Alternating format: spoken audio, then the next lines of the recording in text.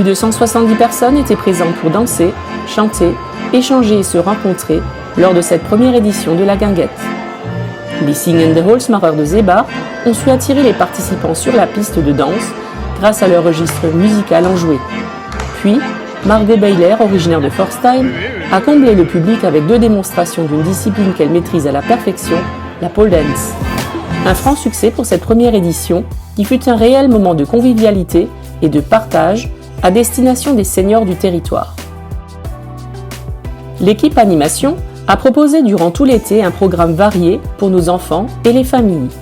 L'ensemble des colonies ont affiché complet et ont emmené nos jeunes en séjour à Heibertswiller, en passant une nuit en yourte à Breitenbach, en raid aventure sous tente sur notre territoire, en camp aventure dans le Doubs ou encore en visite à Prague. Les 8 semaines de centre de loisirs ont accueilli chaque semaine 60 enfants du territoire. Plusieurs sorties passeport ont été proposées aux 11-17 ans, ainsi que des sorties familles. Les animations de rue proposées dans les différents villages de la communauté de communes ont aussi rencontré un beau succès. Ces activités organisées par le service animation de la communauté de communes nécessitent l'embauche de plus de 70 animateurs, la plupart du territoire. C'est lors d'une cérémonie pleine d'émotions que le nouvel espace enfance Damien Weiss à Durenbach a été organisé le 22 juin dernier en présence des élus du territoire, de la famille, du personnel et des enfants fréquentant le périscolaire. Les élus ont souhaité donner le nom de l'ancien maire de Durenbach disparu en septembre 2023 en hommage à son engagement fort lors de ses années de mandat politique. Cet espace enfance est occupé par le périscolaire depuis la rentrée 2023. Des centres de loisirs et rencontres de jeunes y ont lieu durant les vacances et des animations petite enfance y sont organisées. C'est un vrai lieu de vie, fonctionnant tout au long de l'année comme l'avait souhaité M. Weiss.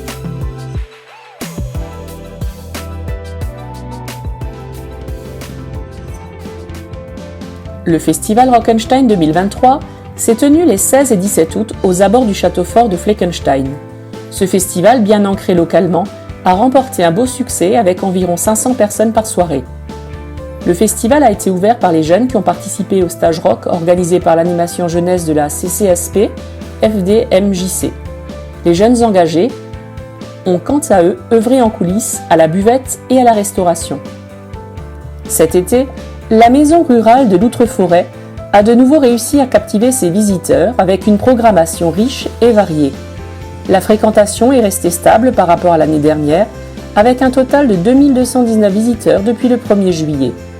Cette année, l'exposition temporaire intitulée « L'été des colporteurs » a invité les visiteurs à un voyage dans le passé, à la découverte des multiples facettes du colportage.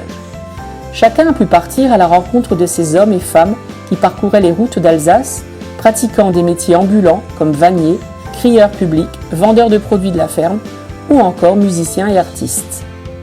Des journées thématiques, des démonstrations, des projections de films, des repas, des concerts et des conférences ont rythmé cet été, permettant une immersion complète dans l'histoire et la vie quotidienne des colporteurs. De nombreuses animations comme les balades en calèche, les visites guidées et les ateliers créatifs ont également rencontré un franc succès. Ouvert au public depuis mars 2024, la nouvelle édition du Château des Défis rencontre un franc succès. Familles et groupes d'enfants viennent en nombre s'aventurer sur un parcours semé d'embûches et de défis, accompagner Kim dans sa quête. La fréquentation a déjà dépassé celle de l'an passé et les avis laissés sur les réseaux sociaux ou sur site sont excellents. La communauté de communes Sauer-Pechelbronn va poursuivre son engagement avec la régie d'exploitation pour s'atteler à remplacer l'actuel Petit Fleck. Aujourd'hui consacré au grès, à la faune, à la flore des Vosges du Nord, le parcours intérieur sera réorienté sur la thématique des châteaux forts et du Moyen-Âge, avec une approche immersive, sensorielle, artistique. Cette nouvelle offre, possiblement opérationnelle pour le printemps 2026, viendra compléter la visite du château fort et s'adressera au grand public et aux scolaires.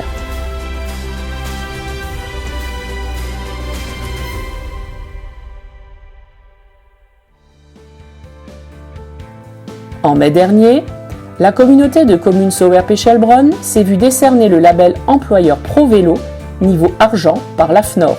Ce label vient récompenser les employeurs pour leur engagement dans la promotion du vélo pour les déplacements domicile, travail et professionnels. La communauté de communes a pu mettre en avant l'ensemble des actions menées depuis plus de 10 ans dans la création des aménagements cyclables, les animations organisées comme la fête du vélo, la bourse au vélo ou encore les formations en matière de sécurité à vélo. Ce label vise aussi à rendre la collectivité plus attractive lors des recrutements de nouveaux personnels et est valable 3 ans. Dans le cadre du programme Trame verte, diverses animations ont eu lieu cet été. Les films Paysans du ciel à la terre et L'Arbre Providence, projetés à Laubach et à la ferme Eufel à Valbourg, ont attiré une centaine de spectateurs.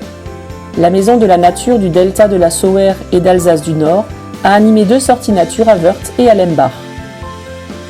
Après une première édition en 2023, les communautés de communes Sauer-Pechelbronn et du pays de Niederbronn-les-Bains lancent une nouvelle version du passeport pour manger local, pour vous faire découvrir les producteurs locaux vendant en circuit court.